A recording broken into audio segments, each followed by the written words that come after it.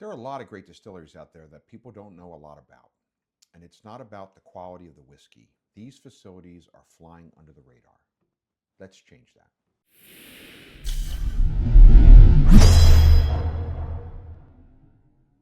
Hey, everybody. It's Mark, the East Coast Whiskey Sipper, coming to you again today from in front of my whiskey cabinet. The focus of today's Flying Under the Radar is Whisky Jypsi. Whisky Jypsi is a relatively new premium NDP whiskey brand founded by country music artist Eric Church and entrepreneur Raj Alva. It launched in the early 2020s with a focus on craftsmanship, storytelling, and a kind of road-worn identity inspired by Eric's touring and travel. Now, unlike traditional whiskey brands rooted in one distillery or region, Whisky Jypsi was built to challenge industry norms. One, they ignore strict whiskey categories like bourbon versus rye versus region.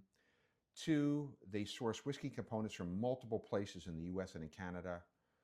And three, they use advanced blending techniques to create a final product.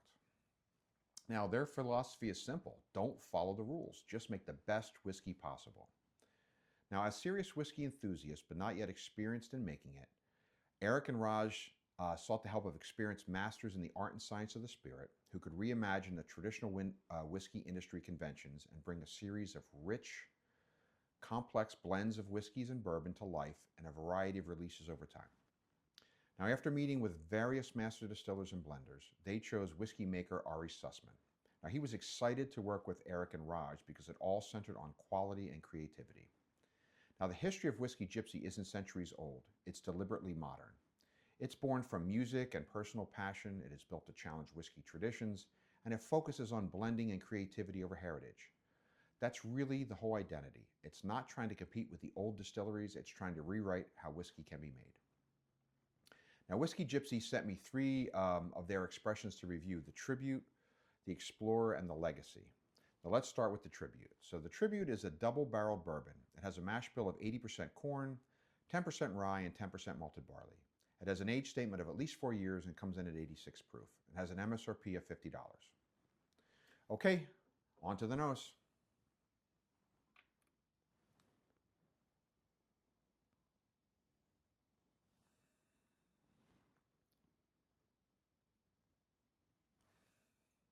I get vanilla, caramel, and honey. I also get baking spice and some pastry dough.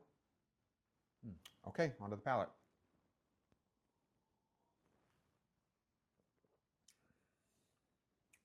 Oh, a nice creamy mouthfeel. I get vanilla, caramel, some dark chocolate.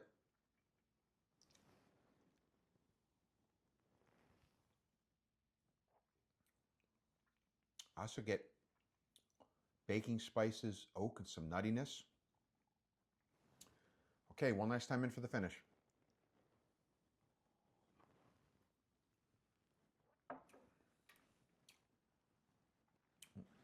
Not a very long finish, but it is smooth. I get sweetness, oak, and spice throughout the palate.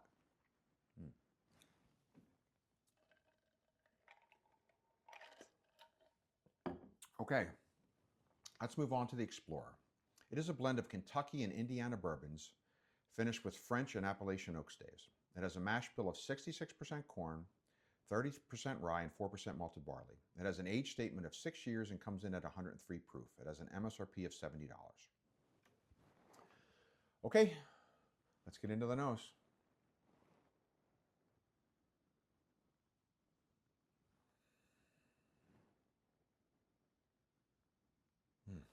I get vanilla, caramel, a bit of apricot.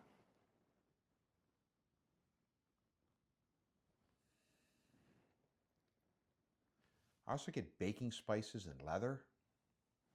Okay, onto the palate.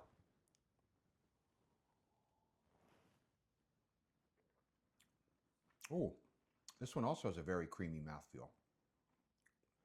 I get toffee and maple syrup.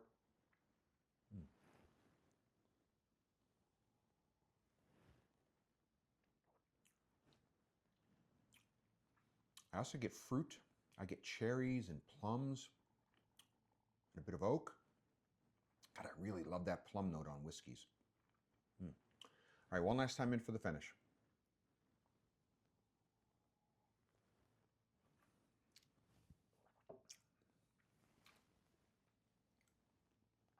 Oh, a nice long and lingering finish.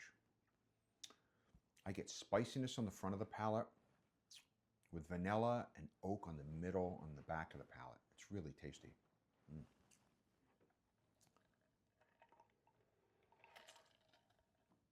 All right, let's move on to our final sample, the Legacy.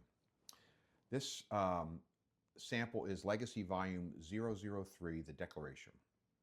This is a limited edition blend of whiskeys released to commemorate the 250th anniversary of the Declaration of Independence. It is made up of 60% of 8 to 12-year-old MGP rye, 30% of 20 to 25-year-old Canadian whiskey, and 10% of 8-year-old American single malt from Virginia. It comes in at 115.74 proof and has an MSRP of $200. Okay, let's get into the nose.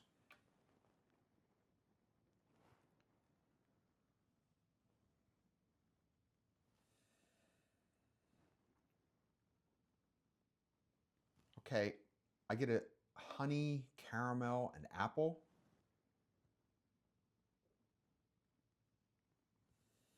I also get baking spices and a bit of apricot and oak. Okay, onto the palate.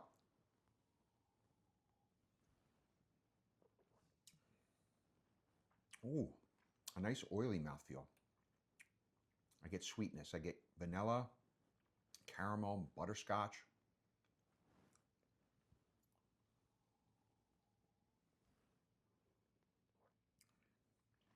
And that sweetness is nicely balanced by anise and rye spice. Okay, one last time in for the finish.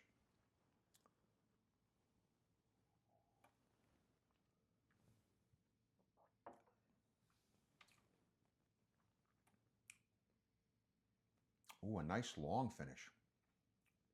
I get chocolate, cherries, oak, and a hint of mint throughout the whole palate. Wow. Well, I thoroughly enjoyed all three samples. They are all high quality and delicious. Eric, Raj, and their team are doing a great job. Well, that's it. If you like this review, please remember to like and subscribe. Also remember to hit the bell to turn on notifications. I don't want you to miss any great content. Well, this is the East Coast Whiskey Sipper signing off, and always remember, keep sipping.